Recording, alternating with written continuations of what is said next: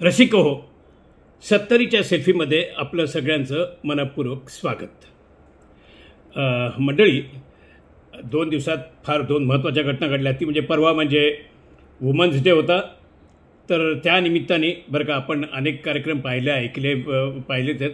पण त्यात बरं का मला त्यानिमित्ताने मला ज्या अंजली दमानी आहेत त्यांचं खूप कौतुक करावं असं वाटतं की ज्या एक लोन क्रुसेडर आहेत की ज्या स्त्री असूनसुद्धा एका अन्यायाविरुद्ध स्वतःचा कोणताही राजकीय इंटरेस्ट असताना ते लढा देत आहेत. तर त्यांना आपण सगळेजण त्यांना साथ देऊया, त्यांना शुभेच्छा देतो. आणि दुसरी गोष्ट म्हणजे काल आपला भारतीय क्रिकेट संघ वर्ल्ड चॅम्पियनशिप झाला, चॅम्पियन्स ट्रॉफी तरी जिंकली. नॉट ए जोक, नाही का? तर त्या सगळ्यांचं मनपूर्वक अभिनंदन. आणि बरं का त्यानिमित्ताने तो आपला जो कॅप्टन आहे रोहित शर्मा, तर त्याच्याबद्दल बरं का एक 4 दिवसापूर्वी एक शमा महम्मद नावाची कोणी काँग्रेसची नेता आहे बरं का, ती काय म्हणाली होती की हा जाड्या आहे आणि ह्याला आणि काहीतरी भलतं सलतं बोलले की हा योग्य नाही आहे, फिट नाही आहे वगैरे वगैरे. आता समजा आपल्याला क्रिकेटमधलं कळत नाही तर गप्प बसावं की, प्रत्येकाला प्रत्येक गोष्टीतलं कळलंच पाहिजे अशातला भाग नसतो. पण तो तिने मात्र नको ते भाष्य करून ठेवलं आणि आता तो कॅप्टन झाला, आता ती माफी वगैरे मागते वगैरे सोडून द्या. पण माणसाने थोडंसं तरी तारतम्य बाळगावं. आणि दुसरी एक गोष्ट म्हणजे तो मोहम्मद शमी आहे, तो आपला एक चांगला बॉलर आहे आपल्याकडचा. तर ते ऑस्ट्रेलियाच्या मॅचच्या वेळेस बरं का दुपारी सगळे म्हणजे बाकी आपली टीमसुद्धा सगळेच जण हे घेतात काय एनर्जी ड्रिंक घेतात. त्यावेळेस त्याचा एनर्जी ड्रिंकचा फोटो कुठल्या तरी मौलवीने पाहिला आणि ते लय चिडलं एकदम. तर म्हणलं हे काय, म्हणला हा मोहम्मद शमी हा मुस्लिम असूनसुद्धा रोजा न पाहता ड्रिंक घेतो म्हणजे काय. मग तो चिडला बिडला आणि वरती काय म्हणला माहिती आहे, तर म्हणला की तू जेव्हा म्हणजे मेल्यानंतर अल्लाह तालाला तुला जबाब द्यावा लागेल, अल्लाह तुला विचारेल नाही का, त्यावेळेस काय उत्तर देशील वगैरे. आता जर अल्लाह त्याला विचारणार असेल आणि तो जर उत्तर देणार असेल तर तो त्यांच्यातला संबंध तू मध्ये कशा देतोस. असो, एनिवे, आता या अशा अंधश्रद्धा सगळीकडेच असतात, सर्व धर्मात असतात. मुस्लिम धर्मात आहेत, ख्रिस्ती धर्मात आहेत आणि आपल्या हिंदू धर्मातसुद्धा आहेत. असो, पण त्याच्याविरुद्ध बोलण्याची हिंमत ही फार थोडी लोक करत असतात. बरं, आपल्या हिंदू संस्कृतीबद्दल मी सांगतो. वेळीच सुरुवातीलाच आजचा कार्यक्रम सुरू करण्यापूर्वी सांगू ठेवतो, मला या संस्कृतीबद्दल खूप आदर आहे. आदर आहे म्हणजे कारण काय माहिती आहे का, आपल्या या संस्कृतीमध्ये नदी, पर्वत, त्याच्यात वृक्षवल्ली, प्राणी, पक्षी सगळ्यांना स्थान आहे. म्हणजे तुम्ही कुठलाही म्हणजे प्राणी वर्ज्य किंवा तो नको किंवा हे आहे अशातला भाग नाही. आपल्याकडे नागसुद्धा असतो शंकराच्या गळ्यात आणि घुबडसुद्धा असतं, हे तर आपल्या लक्ष्मीचं वाहन आहे. असं प्रत्येक प्राणी पक्षाला आणि नदी ह्याला आपल्या संस्कृतीत स्थान आहे. त्याच्यामुळे मला स्वतःला कौतुक आहे. आणि त्याचाच भाग म्हणून गंगाला आपण माता म्हणतो, ते सुद्धा कौतुकाची आणि आनंदाची गोष्ट. आणि आपल्या संस्कृती कशी कोणाकोणाला सन्मान देते हे त्याचं एक उत्तम उदाहरण आहे. परंतु याच्यानंतर लगेच काही वाटेल ते निष्कर्ष काढायला नको आहेत बरं का. आता काय, मी आता येतो आहे कुंभमेळ्याकडे.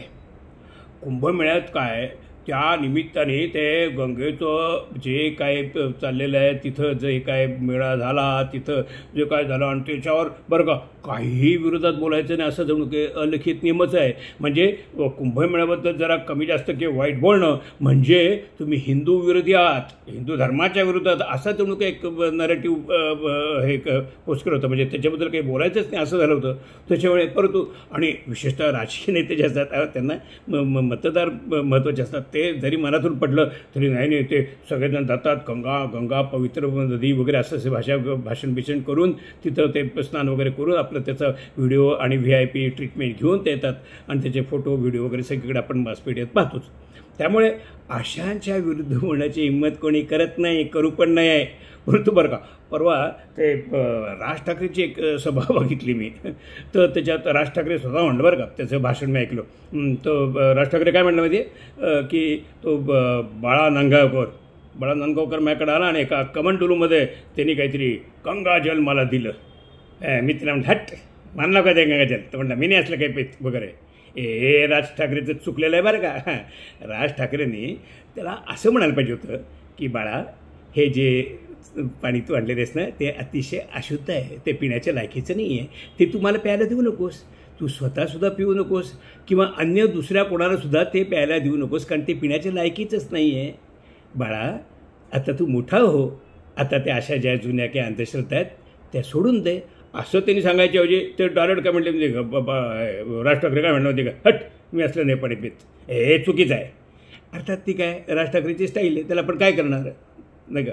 परंतु तो जे म्हणजे तरीका गलत आहे, लेकिन बात सही आहे की हे पाणी पिण्याच्या लायकीचं नाही. आता ह्याच्यानंतर बरं का लगेच राज ठाकरेला ट्रोल करायला सुरुवात झाली. ट्रोल करायला म्हणजे काही लोकांनी लगेच सांगितलं की राज ठाकरे हा म्हणजे हिंदू विरोधी आहे किंवा आता तो काय उद्धवच्या असं काहीतरी बोलले त्याने. आता आपण त्याच्याकडे जास्त लक्ष देऊ नये, परंतु एवढं एक महत्त्वाचं की या निमित्ताने राज ठाकरे काहीतरी खणखणीत स्पष्टपणे बोलला आणि त्याला लगेच काही लोकांनी ट्रोल करायला सुरुवात केली. तर मला स्वतःला असं वाटतं की सुज्ञ माणसांनी अशा वेळेस राज ठाकरेच्या बाजूने खंबीरपणे उभं राहिलं पाहिजे. मी तर आहेच आहे, तुम्ही पण राहा. का आता मी ते अर्ज बघतो बरं का. पहिली गोष्ट म्हणजे तो जे बोलला ते चुकीचं आहे का, नाही, तद्दन खरं अत्यंत खरं स्पष्टपणे बोललेलं आहे. म्हणजे आता गंगेच्याबद्दल बरं का, म्हणजे आता हे विशेषतः आपलं जे व्हॉट्सअप विद्यापीठ आहे ते फार भारी आहे. त्याच्यातनं खूप मोठे मोठे स्कॉलर्स आहेत. तर त्याच्यातनं बरं का एक माहिती अशी म्हणजे गंगा पाणी शुद्ध ग्रेट आणि आपली संस्कृती ग्रेट वगैरे असं बंडल मारण्यासाठी एक खोटा नॅरेटिव्ह देतात. म्हणजे आपली संस्कृती ग्रेट आहे, त्याला पण अशा खोट्या नॅरेटिव्हची गरज नाही. पण ती अशी दिली जाते की गंगेचं पाणी जे असतं त्याच्यात बॅक्टेरिया जगतच नाहीत, म्हणजे इतर नदींच्या पाण्यात जे असतं त्याच्यापेक्षा 1% फार बॅक्टेरियन गंगेचे पाणी दिसतात वगैरे वगैरे. आता हे काय खरं का, नाही, ते खोटं आहे. आणि पण ते खोटं जरी असलं तरी खोटं बोला पण रेटून बोला. मग त्याच्यात ते काय काही त्याचे व्हर्शन्स इंग्लिशमध्ये चालतात, काही इकडचे सायंटिफिक टर्मिनॉलॉजी घेतात आणि त्याच्यामागे अमुक वैज्ञानिक म्हणाला, अमुक ह्यांनी संशोधन करणार असं सांगितलं, अशा पण बंडला मारल्या जातात, परंतु त्याला कोणताही आधार नसतो. आता यासाठी मी म्हणजे हे जे आहे आपलं भारत सरकारचंच जे काही अधिकृत काही स्टॅटिस्टिक्स वगैरे आहे तर त्याची मी थोडीशी माहिती सांगतो. म्हणजे माझा कार्यक्रमात कधी असं सांगायची पद्धत नसते, परंतु ते आता मी थोडीशी देतो. म्हणजे कसं, आता बीओडी का स्तर जो आहे वो चिंताजनक आहे. म्हणजे आता बीओडी म्हणजे काय, बीओडी यानी बायोकेमिकल ऑक्सीजन डिमांड, वो पानी में घुली ऑक्सीजन का माप है जो एरोबिक जीवों के पानी में मौजूद कार्बनिक पदार्थों को तोड़ने के लिए आवश्यक होती है. नदी के पानी को नहाने के लिए उपयुक्त तभी माना जाता है जब बीओडी का स्तर 3 मिलीग्राम प्रति लिटर से कम हो. आणि ते संगमासारखा ते खूप जास्त आणि त्या एकेका तारखेला तर त्यापेक्षा खूप जास्त होतं.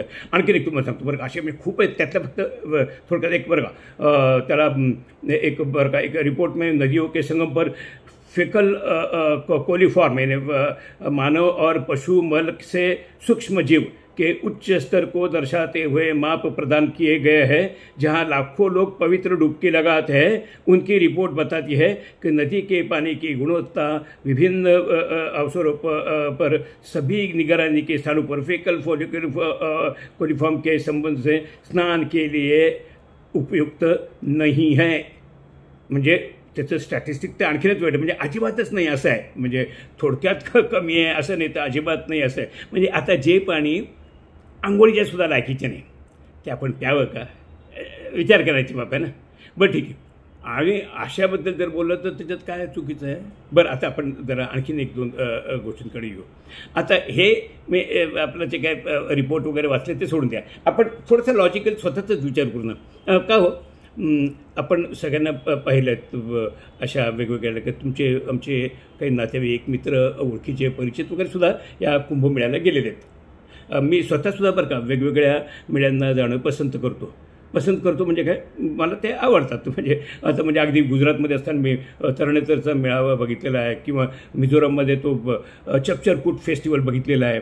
बरं या फेस्टिवल्समध्ये मला काय वेगवेगळ्या तिथल्या लोकांच्या चालीरीती, काही सांस्कृतिक समज, काही खाद्य भ्रमांती, त्याच्यानंतर इतर ज्या काय त्यांच्या चालीरीती आहेत आणि त्यातल्या जे काही वैशिष्ट्य आहेत आणि त्यातनं जे काही त्यांची तिथं इव्हन ते कलादर्शनसुद्धा आता वेगवेगळ्या ह्या कलाकुसरीचे पदार्थ वगैरे तिथं केले जातात, दर्शवले जातात आणि तिथल्या लोकांची आपापली विशेषतः फोक आर्ट आपल्याला बघायला मिळतात. त्याच्यासाठी मी जात असतो, मला आवडतं. इवन आता या कुंभमेळ्यातसुद्धा तुम्ही जर त्याचं जर ह्याच्या दृष्टीने बघायला गेलात की मी ज्या म्हणतो त्या दृष्टीने, तर सुद्धा तिथं काय वेगळ्या प्रकारचे ते नागासाधू, ते इतर मंडळी, त्यांचे समज, त्यांच्या स्टाईल, त्यांचं लिव्हिंग स्टाईल वगैरे सगळं वेगळं आहे आणि आपल्याला वेगळे पण बघायला अनुभवायला आवडतं. तर त्या दृष्टीने हा मेळा जरूर अटेंड करण्यासारखं आहे. आणि माझ्या काही माहितीतलं, तुमच्याही माहितीतलं काही जणांनी केलेलं आहे. आता बरं का, त्या लोकांना विचारा, तुम्ही गेला होतात का? ते म्हणजे हो गेलो. स्नान केलं का? केलं. मग कसं गेलं? तसं गेलं, डुबकी मारली, पटकन बाहेर आलो. अच्छा. मग पुढे त्यांना विचारा, का तुम्ही तिथं पाणी प्यायलात का?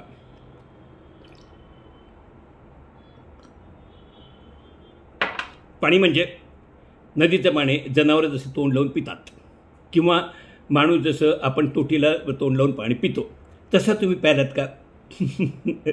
एखादा खोटं सांगाल मी प्यायला वगैरे, पण कोणी पित नाही. आणि जे पितात ते कसं पितात? ते असं चुटकून घेतात, हे घेतात. म्हणजे खरं पाणी प्यायचं असेल तर नदीत घेतलं, लोटा घातला, काय जे असेल त्यातलं भरून घेतलं, असं घेतलं, पोटभर पाणी प्यायलं, तर त्याला म्हणतील पाणी पिणं. हे जे असतं ते नुसतं असं काहीतरी आचमन केल्यासारखं थोडंसं करायचं, कारण की त्यांना स्वतःला माहिती असतं की हे पाणी पिण्याच्या लायकीचं नाही. परंतु बाहेर आल्यानंतर नव्हतं, मी आणलं हे बघा, याचं पाणी कमंडलूत घेऊन आलो, गंगेचं पाणी मी स्वतः घेऊन आलो, नाही का? तर हे असे जे असतात ती लोक फ्रॉड असतात. बरं, आता तुम्ही इतर जे नेते मंडळी आहेत ना, त्यांचं पण बघा तुम्ही. आता आपण ठिकठिकाणी काही हे बघत असतो ना, त्यांच्या सभा, त्यांचे हे, तर तिथं त्यांनी काय ठेवलेलं असतं, तर तिथं असं वेगवेगळ्या बाटल्यातून बरं का, म्हणजे तिकडं ते बिस्लरीचं पाणी पितात. तिथं कोणी गंगेचं पाणी किंवा गोमूत्र पितात का? नाही. ते फक्त तुम्हाला सांगतात हे गोमूत्र पवित्र आहे, गंगेचं पाणी पवित्र आहे वगैरे वगैरे. म्हणजे थोडक्यात म्हणजे हे फ्रॉड लोक आहेत, त्यांच्यापासून आपण दूर राहिलं पाहिजे. आणि त्याच्याविरुद्ध बोलण्याची हिंमत फक्त राज ठाकरेचं केलं आहे, त्याच्यामुळे आपण त्यांना सपोर्ट केलं पाहिजे. अशा ज्या अंधश्रद्धा आहेत, ज्या आपल्याकडे पूर्वीपासून आहेत, त्यातला जर आपण आत्ता नाही विरोध केला तर कोणी करायचा, नाही का? आणि विशेषतः अशा वेळेस जर कोणी विरोध करत असेल तर त्याला आपण सपोर्ट केला पाहिजे. म्हणजे स्वतः जरी हिंमत नसली की आपण घ्यावं आणि विरोध करावा आणि त्याच्याविरुद्ध मोर्चा काढावून स्पष्ट बोलावं, तरी पण जर कोणी करत असेल तर त्याला सपोर्ट केला पाहिजे.